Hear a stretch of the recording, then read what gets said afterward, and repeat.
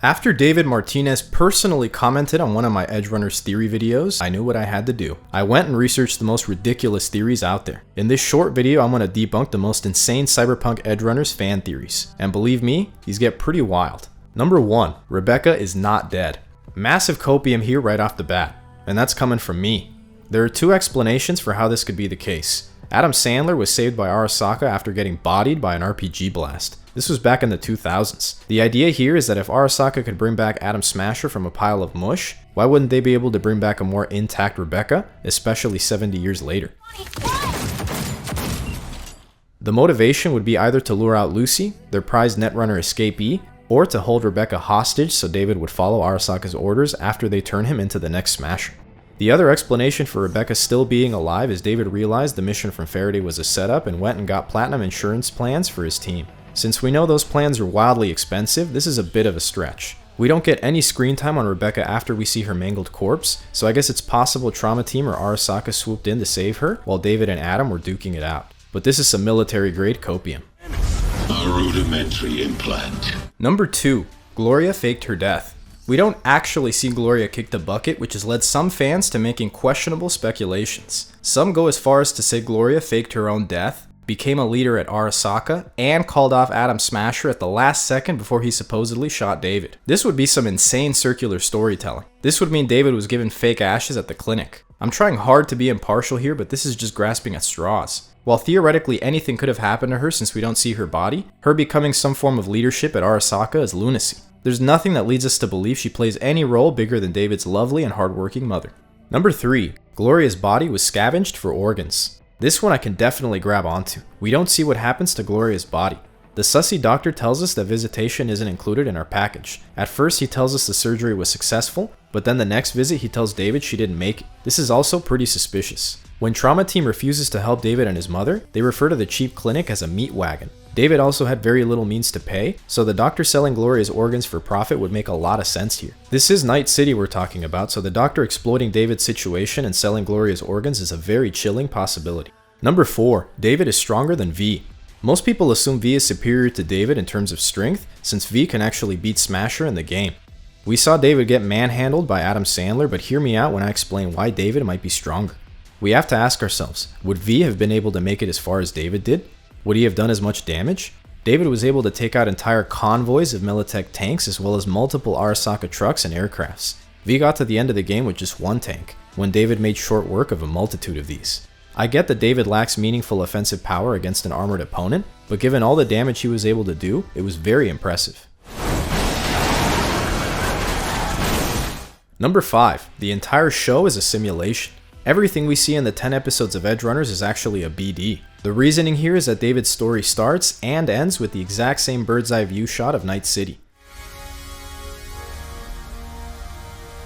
This denotes some level of similarity in the beginning and the ending. Since the beginning of the show is actually a brain dance, it's assumed by some people that the ending must have been a BD too. When you take into account the numerous other times we were misled, like JK's first simulation, this starts to make sense, but I highly doubt Studio Trigger would do something like this. Wait! I didn't do it!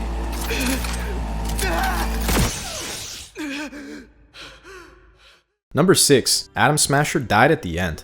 The reason David smiles before we see blood splatter is because he sees someone approach Adam from behind. The blood we see is not David's, but Smasher's. The person doing this is debated among the believers of this theory, but it's between the female Arasaka agent, Rebecca, or even V. Some people even say it was David shooting Smasher somehow. This would be an insane potential plot twist, but needs more solid evidence to back it up. My initial rebuttal is that it wouldn't add up with the timeline of Cyberpunk 2077, in which Adam Smasher can be killed about a year after the events of Edgerunners. This most likely means it can't be the case. Do you think there's any chance the blood we saw at the end was someone else's? Number 7. Lucy dies on the moon. At the very end of episode 10, we see Lucy stretch out her arms after imagining David right there with her. A rather pessimistic take on this is that Lucy is implied to have then taken off her helmet in order to off herself. Believers of this theory reason that in episode 2, Lucy had mentioned the sun would fry you from that distance in real life. But this overlooks some major points. Lucy meant that without the suit, it would burn you to a crisp. Plus, I personally interpreted the ending as Lucy remembering David fondly and reaching her arms out to seize the moment and enjoy it for both her and David.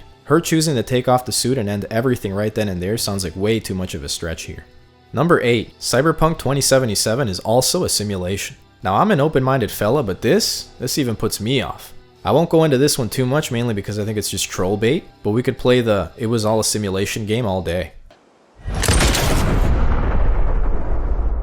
Number 9. Cyberpsychos are being controlled. Instead of cyberpsychosis being people simply losing their minds, this theory suggests it's purposefully happening to them. Someone or something is controlling cyberpsychos. This would have some major implications if this were true. Mainly that people must be constantly observed to pull this sort of thing off, and I'm not sure I could come up with convincing evidence as to what someone would gain from every cyberpsycho incident. Still pretty cool to think about though.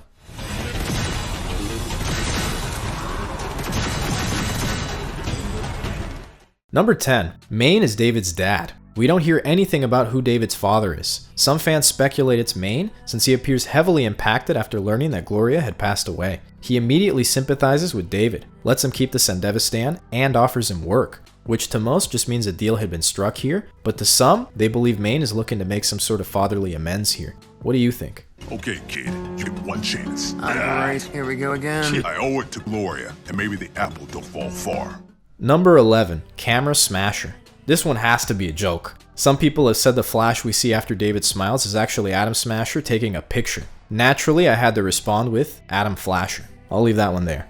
Number 12. The Cyberskeleton's actual test. This theory states that the Cyberskeleton's capabilities weren't the real test. The copying technology in the Arasaka truck was. The suit was to bait David into using the technology so they could upload his information. This makes a lot of sense considering the Cyberskeleton appears generally inferior to everything Atom Smasher had equipped, when this was touted as super powerful, super classified technology. Maybe the true purpose was to test the copying mechanism. This is more on the believable side and would mean David's mind has most certainly been uploaded and preserved somewhere.